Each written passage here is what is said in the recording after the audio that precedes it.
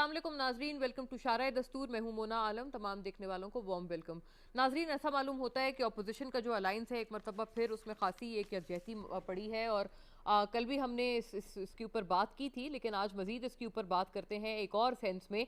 और बिलावल साहब और मौलाना फजलुर रहमान, इन दोनों के दरमियान जो नया राब्ता कायम हुआ है वो एक बहुत अहम वजह है इन तमाम एक नएपन की जो कि इस अपोजिशन के अलायंस में आया है। और एक मरतबा फिर ऐसी उम्मीदें लगती हैं अपोजिशन के तमाम जो उनके लाइक माइंडेड हैं कि शायद पीपल्स पार्टी की वापसी भी हो सकती है पीडीएम अलायंस में। और जो जराए हैं वो ये बताते हैं कि दोनों ऐवान के अपोजिशन लीडर्स यानी कि जनाब शहबाज शरीफ और यूसुफ रजा गिलानी ने खास किरदार अदा किया है इस तमाम आइस मेल्टिंग में जो कि अपोजिशन की जमातों के दरमियान हुई है। खैर, मोमेंटम अच्छा गेन किया था पीडीएम ने राइट आफ्टर इट्स लॉन्च, लेकिन उसके बाद से जो तलखियां पड़ी, उसके बाद से जो दरारें आई वो काफ़ी वाजे थी और उसके बाद से पीपल्स पार्टी इस पूरे अलायंस का हिस्सा ना रह सकी। और उसके बाद पीपल्स पार्टी ने अपना जो भी काम था या उनकी जो भी एक जद्दोजहद थी गवर्नमेंट के खिलाफ, उन्होंने अकेले सिर्फ अकेले तौर पर बहैसियत सिंगल पार्टी उन्होंने तमाम चीज़ों को आगे बढ़ाया। और पीडीएम जो मौलाना साहब और पीएमएलएन लेड जो पीडीएम रही थी, जो क्योंकि यही दो बड़ी जमातें फिर पीपल्स पार्टी के जाने के बाद उसमें बची थी, उन्होंने अपने तौर पर ये पूरी जो मूवमेंट है उन्होंने आगे बढ़ाई। अब ऐसा मालूम होता है कि पार्लियामेंट के अंदर और पार्लियामान के बाहर दोनों तरफ से अपोजिशन कोशिश कर रही है कि हुकूमत को टफ टाइम दें और हुकूमत के खिलाफ कुछ बाकायदा मूव्स भी लाई जाएं। अपोजिशन ये भी मानती है कि जो पिछला जॉइंट सेशन पार्लियामेंट का मौखर हुआ है और अब एक्सपेक्ट किया जा रहा है कि अगले हफ्ते में उसकी बैठक हो सकती है, जिसमें अहम कानून साजियाँ करनी है हुकूमत को और ख़ास तौर पर इलेक्शन इस्लाहात के लिए बिल्स लाने हैं और उसके ऊपर तमाम पार्लियामेंट का उनको एक वोट चाहिए, उनकी हिमायत चाहिए। तो लिहाजा ये अपोजिशन मानती है कि जो पिछला इजलास मौखर हुआ है उसमें अपोजिशन का ख़ास किरदार था। इसमें भी नाजरीन दो वर्जन्स हैं। एलाइस के हवाले से अपोजिशन कहते हैं कि चूंकि हुकूमत के पास नंबर्स पूरे नहीं थे इस वजह से ये इजलास मौखर करना पड़ा, जबकि हुकूमत का ये वर्जन है कि वो अपोजिशन जमातों को बेहतर अपने साथ मिलाना चाहते हैं और उनसे मजीद मुशावरत करना चाहते हैं, जिस वजह से इस इजलास को कुछ रोज़ के लिए मजीद मौखर किया गया है। इंटरेस्टिंगली वज़ीर इत्तलात और नशरियात जनाब फवाद चौधरी ने भी ये बात की। उन्होंने कहा कि अगर अपोजिशन गवर्नमेंट की लाई हुई इलेक्शन इस्लाहात पर मुतमईन नहीं है तो वो अपनी कोई इलेक्शन इस्लाहात ले आए और उसके ऊपर भी हुकूमत एक खुले दिल से सोच विचार करने के लिए तैयार है। क्या अपोजिशन हिमायत भरेगी इन तरह की कानून साजियों की, या फिर अपोजिशन जो अपने तौर पर मूव्स लाना चाह रहे हैं उसी के ऊपर अपोजिशन एक तरह से इसरार रखेंगे अपना? बिलावल साहब की और मौलाना साहब की जो ये बैठक है एक और पैराए में इसलिए अहम है नाजरीन क्योंकि हमें याद है कि ये जो सबसे जो अहम बात थी जिसकी बुनियाद पर फूट पड़ी थी पीडीएम में वो थी ही यही कि बिलावल साहब कहते थे कि इस्तीफे नहीं देने चाहिए, जबकि मौलाना साहब पूरे पीडीएम अलायंस में सबसे ज़्यादा इस बात को इंसिस्ट करते थे कि इस्तीफे दें, तमाम असेंबलियों से तमाम अपोजिशन जमातें इस्तीफे दें और उसके बाद इस चीज़ को आगे बढ़ाया जाए। तो अगर ये दोनों इकट्ठे हो गए हैं तो क्या ये भी इसका मकसद है?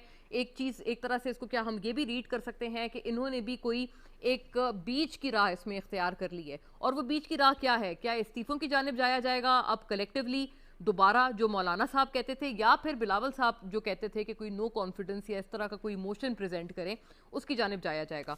इंटरेस्टिंगली बात का आगाज़ करने से पहले 10 सितंबर को नाजरीन हमारे ही प्रोग्राम में जब इस हवाले से बात हुई थी, क्योंकि संगीन तरीन इल्ज़ामात जो इन दोनों लीडरान की तरफ से एक दूसरे के ऊपर आयद किए गए थे, उसकी शुरुआत तब हुई थी जब मौलाना साहब ने बाकायदा तौर पर पीपल्स पार्टी पे और पर्टिकुलरली बिलावल साहब पे ये इल्ज़ाम आयद किया था कि उन्होंने डील कर ली है।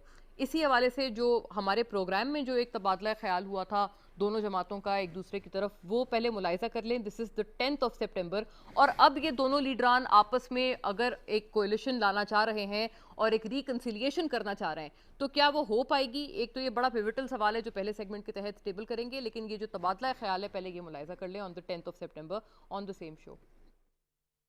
करो, अब वो काम करो, तो फिर वो आपका पहले दिन का रोकना जो है वो कहाँ पे गया?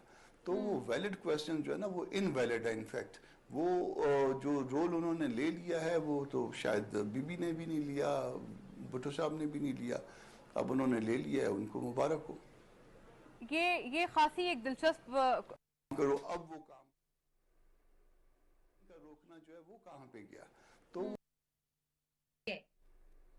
जी नाजरीन, सेनेटर कामरान मुर्तज़ा जो कि JUI को रिप्रेजेंट करती हैं, उन्होंने बाकायदा ये कहा कि बिलावल साहब ने एक डील क्रैक कर ली है और इससे पहले इस तरह की मिसालें ना बेनज़ीर शहीद की तरफ से नजर आई और ना भुट्टो साहब की तरफ से। तो इसका जो रिबटल था शर्मिला फारूकी ने जो इसी प्रोग्राम में दिया था और उन्होंने जो इल्ज़ाम आयद किया था, ये मुलाहिजा कीजिएगा।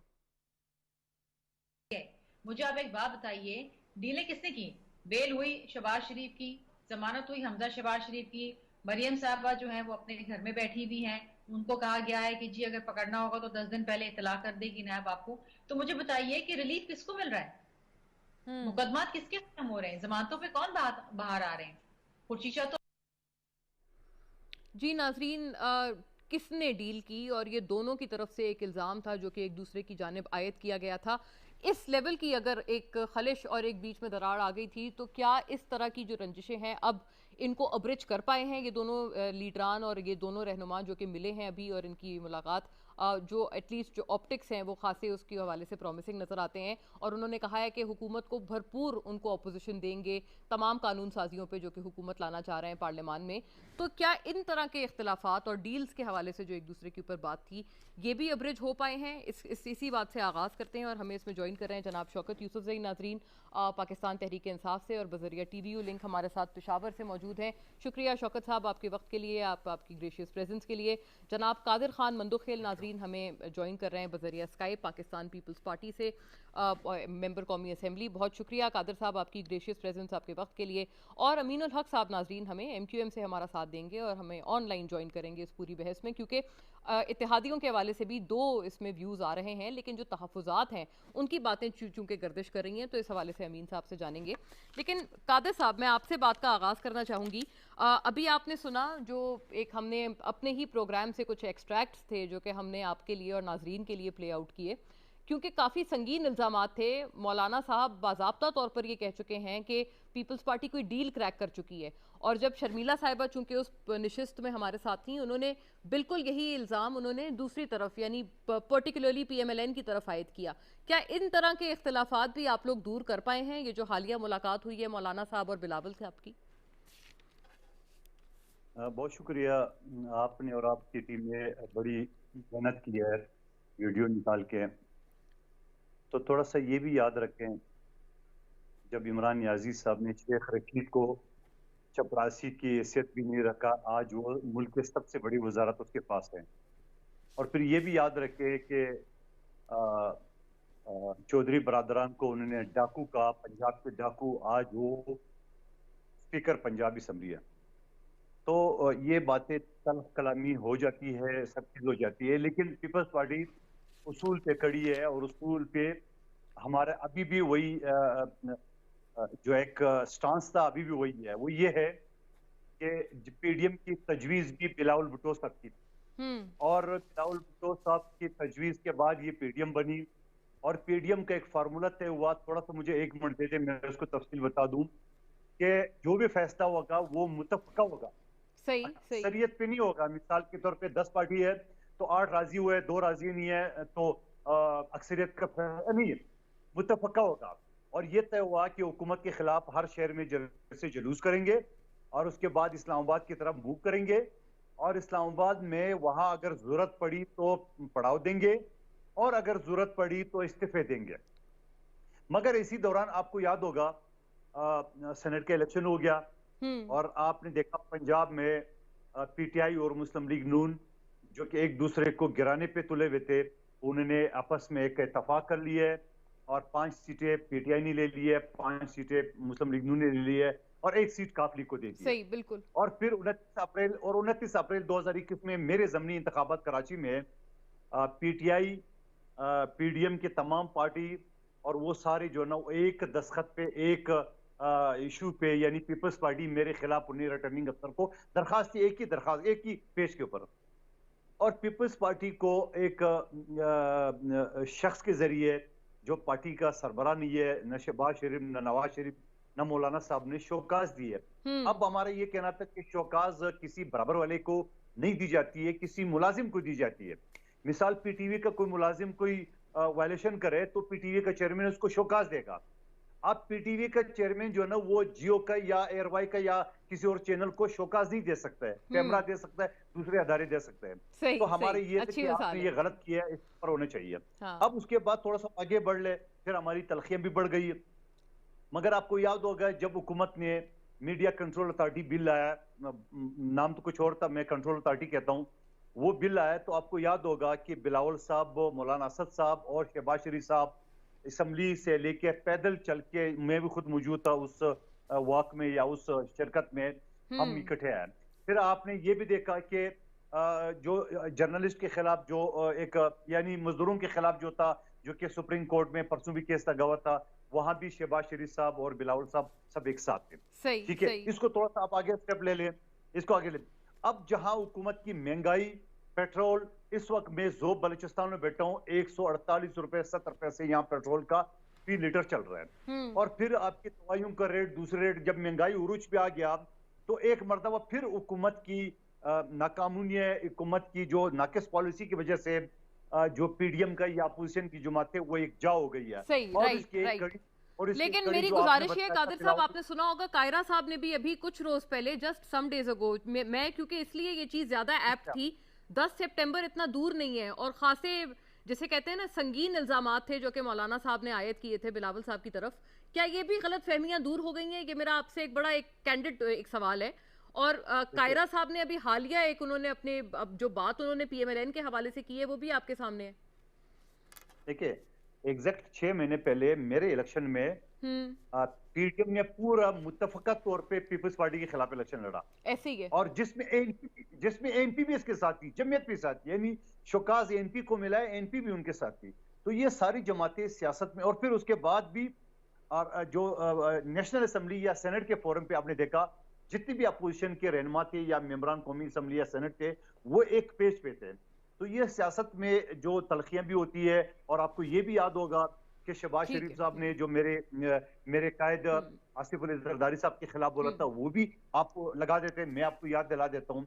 तो ये सारी चीजें जहाँ इमरान नियाजी साहब ने काफ लीग के बारे में कहा, जहाँ शेख रशीद साहब के बारे में कहा, वहाँ हमने भी एक दूसरे के बारे में कहा। तो इसमें कोई ऐसे नहीं है कि लेकिन ये कि वो आप कह रहे हैं कि वो तमाम चीजें, वो तो जाहिर है आपने गवर्नमेंट के बारे में कहा है, वो बिल्कुल बात आप कह रहे हैं, दैट इज वेरी वैलिड कि आप कह रहे हैं कि वो उन्होंने जब कहा है, लेकिन उनके तो जाहिर है डिफरेंसेस अब खत्म हो गए ना, तभी अब वो साथ हैं गवर्नमेंट में, तो आपके भी अब खत्म हो गए हैं, यानी मौलाना साहब के थे, ये आपने अभी पॉइंट बात की है।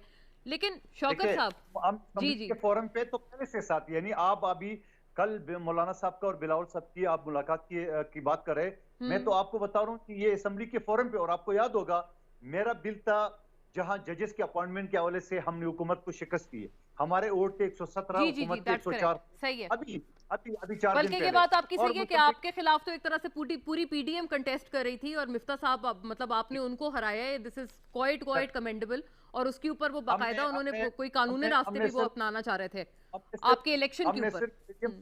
हमने सिर्फ पीडीएम को नहीं शिकस्त दी, हमने पीटीआई जो पहले नंबर पे थी हमने छठे नंबर भेज दिए, हमने मुस्तफा कमाल को शिकस्त दी, हमने टीएलपी को शिकस्त दी, हमने पूरे पाकिस्तान भर की पार्टियों को शिकस्त दी 29 अप्रैल 2021 में, और पीपल्स पार्टी ने यह सीट 33 साल बाद जीती है। ठीक है, मैं जरा शौकत यूसुफजई साहब से भी पूछूं। शौकत साहब, ये एक बड़ा फितरी सा जवाब है जो कि ऑब्वियसली आपको अपोजिशन वाले कहते हैं कि वो अपने आपस में उनके अलायंस हैं, अलग अलग पार्टीज हैं, वो बेशक आपस में जो भी उनकी बयानबाजियां रही हों या इख्तलाफात रहे हों, तो वो आपको याद कराते हैं कि आपने क्या बयानात दिए थे अपने एलाइज के हवाले से। तो ये तो फितरी चीज़ है, चलता रहता है। क्या ये इतना ही नॉर्मल है? और अब जब ये तमाम इकट्ठे हो गए हैं, आपको लगता है अब आने वाला हफ्ता भी जो ये जॉइंट सेशन है ये उसके लिए मुश्किल खड़ी कर सकता है आपके हवाले से, क्योंकि आप तो काफ़ी बिल्स इसमें मुतारिफ कराना चाह रहे हैं? बिस्मिल्लाहिर्रहमानिर्रहीम। देखें, पहली बात तो ये है कि पीडीएम उस वक्त कुछ नहीं कर सकी जब ये पीक पे थी, और उस वक्त लोग एक्सपेक्ट कर रहे थे कि जी ये इस्लामाबाद में आके धरना दे के पता नहीं क्या करेंगे, हुकूमत के लिए कितनी मुश्किलात खड़ी करेंगे। तो उस वक्त ये सारे मुत्तहिद भी थे और इनके दिल में इतना वो नहीं था। लेकिन आज जो इकट्ठे हो रहे हैं ना, ये तो सिर्फ बुग़्ज़ इमरान की उसमें सारे इकट्ठे हो रहे हैं, और ये अब इकट्ठे करके क्या करेंगे? इन्होंने जो एक दूसरे के खिलाफ जो बातें की है, मौलाना साहब ने की है, ये बेशक टीवी पे आके कहें ना कि जी हमें कोई फ़र्क नहीं पड़ा है, तो इनको तो वाकई फ़र्क नहीं पड़ता है, इनको तो आप कुछ भी कहें, इनका मकसद कुछ और है। इमरान खान ने पहले ही कह दिया था ना कि जब मैं इनके दुम पे पैर रखूँगा ये सारे इकट्ठे होंगे। तो ये देखें, जब भी आप मुझे बताएं कि पीडीएम क्यों मुतारिक हुई एक इशू पे ऊपर ना कि जी इलेक्शन कमीशन में इस्लाहात लेकर आ जाएं। इलेक्शन कमीशन को दुरुस्त किया जाए ताकि जो इंतखाबात है इस मुल्क के अंदर वो शफाफ हो सके। तो 71 के बाद कौन से इलेक्शन हुए जिन पे उंगली नहीं उठी है? तो क्यों हम जब असम्बलियों में होते हैं, जब हम हुकूमत में होते हैं तो हमें सारी चीज़ें हम भूल जाते हैं? क्यों नहीं इस्लाहत की तरफ जाते हैं? तो ये जो पार्टियां होती हैं जब अपोजिशन में होती हैं तो चीखती हैं कि जी हमारे साथ धांधली हुई है। तो वंस फॉर ऑल ये इशू हल हो सकता है अगर कोई हल करना चाहे तो। अगर इमरान खान के पास कम अक्सरियत है, बहुत कम अक्सरियत के साथ वो हुकूमत चला रहा है, इनके पास 2/3 अक्सरियत थी और तब भी ये जो है ना इस्लाहत से भागते हैं। देखिए सिंपल सी बात है, अगर हुकूमत ने इजलास मुलतवी किया है तो इनको खुश हो जाना चाहिए। वो कह रहे हैं जी आप अपनी अमेंडमेंट लेकर आए लेकिन इस्लाहत लेकर आए ताकि शफाफियत आए नहीं शौकत साहब, वो तो खुश हैं, वो तो ये कह रहे हैं कि इजलास मौखर ही इसलिए हुआ है क्योंकि उन्होंने इत्तेहादी जमातों से राब्ते किए हैं और इत्तेहादी जमातें कानून साजी पे साथ नहीं दे रहे। ये तो मौकफ है। मैं ये कह रहा हूँ देखें ये कुछ भी देखें वो कुछ भी कर लें, हम तो ये कहना चाहते हैं कि अगर हुकूमत ये समझती है कि अपोजिशन को साथ लेकर चलना चाहिए, अगर वो इनको चांस दे रही है तो क्यों नहीं अवेल कर रहे हैं? और इतना अच्छा मौका है कि आप अपने जो अमेंडमेंट है वो लेकर आ जाएं असम्बली में। हुकूमत कहती है जी आप लेकर आ जाएं। देखिए ये बड़ी बदकिस्मती है कि एक हुकूमत जो है वो सिटिंग हुकूमत वो कभी भी इस तरह चीज़ें नहीं करती है कि जी शफाफियत की तरफ जाए कि जी मेरी हुकूमत है और मैं आइंदा जो है ना इंतखाबात शफाफ हो। और हर हुकूमत चाहती है कि वो जिससे पहले जितनी भी हुकूमतें रही हैं सब ने धांधली भी कराई है, जितना उनका बस चल सका वो कराई है उन्होंने। हुकूमत कह रही है कि नहीं हम शफाफियत की तरफ जा रहे हैं। एक इलेक्ट्रॉनिक मशीन है वो सबके लिए बराबर होगी। आप ओवरसीज़ पाकिस्तानियों को उनका हक देंगे। अब ये देखें कितना बड़ा यानी जुल्म है कि आप इतने बड़ी तादाद में पाकिस्तानी जो आपके लिए पैसा भी कमा कर ज़रिए मुबादला कमा कर भेज रहे हैं पाकिस्तान को, आप उनको वोट का हक भी नहीं दे रहे हैं। तो ये एक तरीका है जो हुकूमत चाहती है कि उनको भी वोट का हक मिले और यहाँ शफाफियत आए। अब ये जो है ना ये तो मैं ना मानू वाली बात है कि जी अब क्या है, अब 3 साल गुजर गए, 1.5 साल रहते हैं हुकूमत के लिए।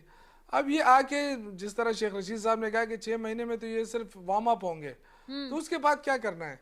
और देखिए इस तरह हुकूमतें ना गिरती हैं ना ये, या तो एक पार्टी हो और वो उनका लेकिन शौकत साहब आप लोग पहले कहते थे ना कि नैब के केसेस हैं और इस वजह से मुश्किलात खड़ी कर सकते हैं। तो अब तो नैब का केस ऐसा सच नहीं है क्योंकि गवर्नमेंट खुद जो तरमीम लाई है नैब के लिए उसमें तो आपको पता है ज्यादातर केसेस के ऊपर तो अपोजिशन को रिलीफ मिल सकता है और ज्यादातर जो अपोजिशन के रहनुमा हैं उनको जमानतें भी मिली हुई हैं। तो ये तो फिर बात ना हुई ना कि वो नैब के केसेस से बचने के लिए हुकूमत के खिलाफ निकल रहे हैं। देखिए मोना, जमानतें मिलना अलग बात है, केसेस हैं, केस ख़त्म नहीं हुए हैं। अभी तो शहबाज शरीफ के ख़िलाफ़ एक और केस आ रहा है, वो भी ACL पे आ रहा है। देखिए मैं इस पे नहीं जाना चाहता, मैं तो ये कहना चाहता हूँ कि अभी दोबारा अपोजिशन क्यों इकट्ठी हुई। यानी मौलाना साहब कहते थे कि जी ये पीपल्स पार्टी की डीलिंग हो गई है। पीपल्स पार्टी के तमाम लीडरान जो मेरे साथ टॉक शो में आते थे वो कहते थे कि जी नून लीग की डीलिंग हो चुकी है, उनको बड़े रिलीफ मिलना शुरू हो गई है, उनकी ज़मानतें शुरू हो गई हैं। देखिए सिंपल सी बात है, अगर ये लोग वाकई मुखलिस हैं, अगर ये कहते हैं कि जी हाँ जो मुश्किलात है और हमने हुकूमत को गिराना है तो शुरुआत करें ना, सिंध से शुरुआत कर लें। इनके पास हुकूमत ही है, छोड़ दे आ जाए मैदान में कि जी तो फिर आपने मौलाना साहब वाली बात कर दी और सारे जो शुरू हो जाए। आप तो फिर मौलाना साहब को एंडोर्स कर रहे हैं क्योंकि वो भी तो यही कह रहे थे। मौलाना साहब देखें, मौलाना साहब का एक मसला है। देखो मौलाना साहब का मसला ये कि वो कुछ भी हो जाए, ये 5 साल पूरे हो जाए, अगले 5 साल आ जाए, वो बेचारे उनको असम्बली में आना नहीं है। अब तो वो कुछ भी कर सकता है, वो तो कहता है कि कोई और आ जाए, ये इंतखाबात का सिलसिला ही ख़त्म हो जाए। लेकिन इस तरह होगा नहीं, उनकी ख्वाहिशात हर जगह पूरी नहीं हो सकेगी इंशाल्लाह। वो अब इनके पास सिंध की हुकूमत है, पीपल्स पार्टी के पास, नून लीग के पास कादिर साहब से यही बात पूछूं क्योंकि आपने वही बात मोर और लेस कही है। यहाँ उनके पास क्या है खोने को? कादिर साहब ये इस्तीफों वाली बात पे घूम फिर के एक दोबारा बात ये आई है कि अब तय क्या हुआ है, क्या फॉर्मूला इस हवाले से है, क्योंकि मौलाना साहब तो इसरार कर रहे थे इसी बात पे, शो कॉज वगैरह भी उन्होंने इशू किया था, बल्कि पूरे PDM ने किया था। क्या आप इस्तीफे दें? देखिए मैंने बड़ी वजाहत के साथ आपको तफसील से जवाब दे दिया है। आप रिपीट सवाल करना चाह रहे तो मैं फिर से जवाब दे देता हूँ। हमने इस्तीफे की न कोई बात की है, ना हम इस्तीफे देने वाले हैं। इस्तीफे उस सूरत में पहले भी बात हमने की है कि जब इस्लामाबाद की तरफ आप वार्म अप करेंगे पब्लिक को, आप पड़ाव डालेंगे। जी जी जी कादिर वहाँ साहब, मेरी अगर गुजारिश ये है, मैं बिल्कुल आपका जवाब मैं पहले भी समझी हूँ, लेकिन मैं पूछना आपसे ये चाह रही हूँ कि फिर क्या मौलाना साहब आपकी बात पे आमादा हो गए हैं? वो अब क्या इंसिस्ट नहीं करेंगे? क्योंकि यही तो बात पीपल्स पार्टी पहले भी उनको कर रही थी कि हम इस्तीफे नहीं देंगे, not at this point in time. देखिए, ये कबल अज़ वक्त सवाल है। न तो मौलाना साहब की मुतालबात में अभी कोई बात बिलावल साहब के सामने आई बात, हम्म। ना मीडिया के सामने उसने कोई बात की है। ये आप अपनी तरफ से सवाल पैदा कर रहे हैं, जो कि मुझे भी नहीं पता। ठीक है, हमने तो इस्तीफे नहीं दिए ना फेयर इनफ, आपके सही है। सामने। ठीक है, हमने नहीं दिए। और हम्म। फिर आपने ये देखा कि मौलाना साहब की पार्टी नून लीग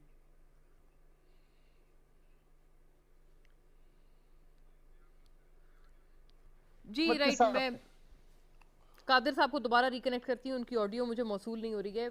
लेकिन जी कादिर साहब प्लीज गो ऑन, आपकी ऑडियो मुझे मिस हुई थी बीच में। मैं ये कह रहा हूं कि जब वो मौलाना साहब की बात हमारे सामने नहीं आई, ना मीडिया के सामने आई। आप सवाल कर रहे हो तो आपके सवाल पे तो मैं जवाब नहीं दे सकूंगा। हम्म। मौलाना साहब की पार्टी पीटीएम तमाम जमातें हम पार्लियामेंट में इकट्ठे, और इकट्ठे ये है कि हमने हुकूमत के खिलाफ 2 बिल पास भी हमने कराए, अपने बिल हमने पास कराए, हुकूमत का बिल हमने रिजेक्ट करा दिए, और फिर हुकूमत को ज्वाइंट सेशन को मोखर करने पे प्रेशराइज करके उनको घुटने टेकने पे मजबूर भी किए। यही फवाद चौधरी साहब, यही दूसरे वजीर थे कि हमने इसी डब्बा मशीन के जरिए हमने इलेक्शन कराना है। अब दोबारा क्यों कह रहे हैं हमसे मुज़ाकरात करें? अब दोबारा स्पीकर क्यों खतूत लिख रहे हैं? तो इसका मतलब ये है कि जो आई सी। हुकूमती इत्यादी है एमक्यूएम और काफ लीग, वो ने उसके तो बात आपकी और दूसरे चैनल के जरिए आ गई है कि हम्म। उन्होंने तो मुखालफत की है कि भाई आप। जी तहफ़्फ़ुज़ात इन प्लेस थी। मैं बल्कि हम लोग कोशिश कर रहे थे कि अमीन साहब को भी हम रिकनेक्ट करते और उनसे हम बात करते इस हवाले से कि इत्तेहादियों के हवाले से जो बात आ रही है उसमें कितनी बात में वजन है, और उनके तहफ़्फ़ुज़ात अगर हैं तो वो दूर हो पाए हैं या नहीं। एक ब्रेक की जानिब चलते हैं, वापस आते हैं। Stay with us.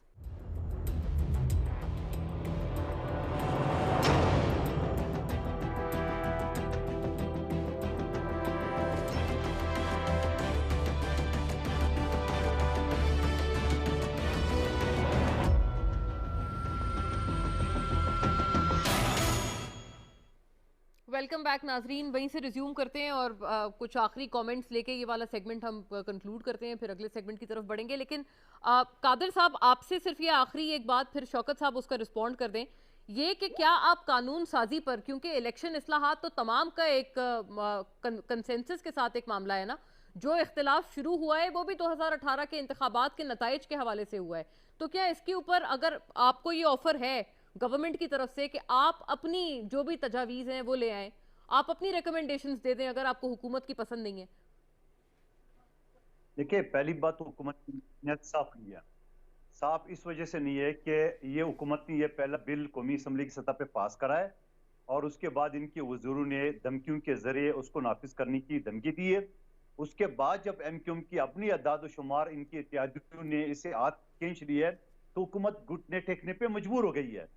और फिर हम इस मशीन को, डब्बा मशीन, इस जादू की मशीन को हम कैसे माने जिस अदारे के जरिए ये इलेक्शन कराना चाहता है? उन्हीं अदारे ने तो यानी कादिर इलेक्शन साहब कमीशन अपनी मशीन ले आए ने। ना, आप अपनी भी तो कोई मशीन आप भी तो प्रपोज कर सकते हैं, या अगर आपने मशीन टोटली रद्द करनी है तो फिर आप अभी जो तरीकेकार चल रहा है स्टैम्प्स का, ठप्पे का, आप उसी को आगे बढ़ाएं, आप अपनी तजावीज ले आए, कोई मसला नहीं। देखिए, जो बात हुकूमत करना चाह रही, ये बात तो हम अपनी इत्यादियों का यानी पीडीएम का भी नहीं मानेंगे कि वो एक तरफा फैसला करे और फिर हमें बोले हमारे पीछे चलो। ये हुकूमत ये हरबा पहले इस्तेमाल कर चुके। अब जब हुकूमत खुद उनके इत्यादी ने हाथ खींच लिया है, आइए मैं आपकी तौर से ऑफर करना चाह रहा हूँ, आप जैसे 18वीं तरमीम पास हो गई उस तरह एक पार्लिमानी कमेटी बना ले। हम भी चाहते हैं कि 2018 का इलेक्शन जो ना वो धांधली ज्यादा है, आरटीएस सिस्टम को जानबूझ के बिठाया गया, पीटीआई को जिताया गया।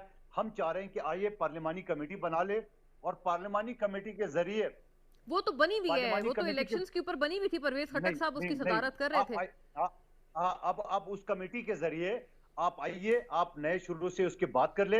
देखिए, अभी आपने खुद भी अपने इंट्रो में बात की कि अगली हफ्ते फिर ज्वाइंट सेशन होगा। जब आपने ज्वाइंट सेशन मोखर कर दिया है, फिर आपने इत्यादियों को यानी अपोजिशन को आपने स्पीकर के जरिए ऑफर किया है, तो फिर आप ज्वाइंट सेशन क्यों बुला रहे हो? पहले इसका फैसला तो होने दो कि हम मानते हैं कि नहीं मानते हैं, हम बैठते हैं कि नहीं बैठते। आपने तो एडवांस पे, जैसे हम सुनने में आ रहा है कि मंगल को ज्वाइंट सेशन का इरादा है हुकूमत का, बकौल मीडिया का, और आपने इस बात की तस्दीक भी कर ली है। तो आपने तो पहले ही ज़हनी तौर तैयार हो कि हमने कराना है, कुछ भी हो, अपोजिशन माने या ना माने। तो अगर आपकी नियति ऐसी हो तो हम आपकी कोई बात मानने को तैयार नहीं है, जब तक आप बराबरी की सतह पर नहीं बैठेंगे, जब तक आप इलेक्शन की शफाफियत की के ऊपर हमारे साथ नहीं बैठेंगे। ठीक है, मैं जरा शौकत साहब से जवाब लूं ना इसका कि आपके ये जो इल्जामात हैं ये इनमें कितना वजन है, और क्या ऐसी बात है शौकत साहब वो ऑपोजिशन का ये वो कह रहे हैं आप फिर से उनके ऊपर थोपेंगे बिल्स और उनकी हिमायत नहीं है, और दरअसल तो प्रॉब्लम इत्तेहादियों का पड़ा हुआ है? देखिए मुना, मेरे ख्याल से जो लोग पार्लिमानी से वाकिफ़ है ना, अगर ये असम्बली में चले भी जाएं और अगर अक्सरियत तो वोट के ज़रिए आती है ना, अगर लोग उनके साथ मुत्तफिक नहीं होंगे तो कहाँ से बिल पास होगा। तो ये बात कहना कि जी हम इसलिए इकट्ठे नहीं हो रहे हैं कि हुकूमत की नीयत ठीक नहीं है, अब नियतों से तो अल्लाह ही वाकिफ़ होता है। अब इंसान क्या नियत की क्या मैं बता सकता हूँ। देखिए जब हुकूमत ऑफ़र करती है तब भी ये शर्माते शर्माते हैं, अगर नहीं करती है तो तब भी इनको तकलीफ़ होती है। तो मैं तो हैरान हूँ कि आखिर क्या किया जाए। जब पार्लिमानी कमेटी बनी थी तो उसमें इजलास में भी लोग नहीं आते थे। तो ये एक असल इशू ये है कि देखें हमारे इस मुल्क का मसला ही यही है कि जो अच्छा ब्रेन है वो असम्बलियों में नहीं आता। इसलिए नहीं आता कि यहाँ पैसा लगता है, पैसों के जोर पे लोग आते हैं असम्बलियों में, और ये बहुत बड़ी बदकिस्मती है। देखिए जमहूरियत के अंदर अगर हुकूमत के खिलाफ भी कोई बिल पास हो जाए तो ये तो जमहूरियत कहते हैं इसे। अब यहाँ जब पास हो जाए तो जी हुकूमत कमजोर है इसको गिरा दो, ये कोई यह क्या बात होगी। जमहूरियत में तो ये होता है, जिसको जो अच्छा लगता है वो उस पर फैसला करते हैं, वही उसी को वोट उसी पे वोट दिया जाता है। तो मेरे ख्याल से ये इनको बैठना चाहिए, अपोजिशन को सोचना चाहिए। और पहली बात तो ये है कि ये खुद तो क्लियर हो जाए ना कि इन्होंने करना क्या है। यानी मौलाना फजलुर रहमान साहब की नीयत का इनको पता है वो क्या करना चाहते हैं। वो तो चाहते हैं कि पीपल्स पार्टी की हुकूमत भी खत्म हो ना वहाँ पे सिंध के अंदर। तो ये खत्म करना चाहते हैं क्या? तो ये पहले अपने आप को कादिर साहब ये कह रहे हैं कि पीपल्स पार्टी का वही स्टैंड है जो कि था कि कतई इस स्टेज पर इस्तीफे नहीं आएंगे। मैं ये कह रहा हूँ कि पहले इनका जहन, पहले ये तो अपना जहन बता देना कि करना क्या चाहते हैं, क्योंकि आवाम तो इस वक्त मुश्किल में है। आपको पता है महंगाई है, हम खुद कहते हैं महंगाई है, आवाम जो है हुकूमत कोशिश कर रही है कि इनको मुश्किल से निकाले, क्योंकि दुनिया के अंदर, पूरी दुनिया के अंदर एक मुश्किल कर रहे हैं कि महंगाई है, और पूरी दुनिया हम अलग तलग तो रह नहीं सकते हैं। बिल्कुल है महंगाई वो है, ये भी तो एक रीजन है ना, वो ये कह ही रहे हैं। और मौलाना फजलुर रहमान साहब के बयानात देखें आप, देखें मौलाना फजलुर रहमान साहब के बयानात, एक मिनट देखें, नहीं इस वजह से इकट्ठे नहीं हुए ये, इनकी ये देखिए ये कह रहे हैं कि हम मुश्किलात बढ़ाएंगे। यार कौन सी दुनिया की अपोजिशन है वो? जब मुश्किलात होती है किसी मुल्क के ऊपर तो मुल्क से मुश्किलात खत्म करने के लिए आगे बढ़ती है। ये नहीं अगर मुश्किलात बढ़ती हैं आप मुझे बताएं तो आवाम के लिए मुश्किलात नहीं बढ़ेंगी, सिर्फ हुकूमत के लिए बढ़ेंगी। ये कैसी अपोजिशन है, ये कैसे जमहूरियत के लोग हैं? सही, राइट नाजरीन, अगले सेगमेंट का रुख करते हैं। और चूंकि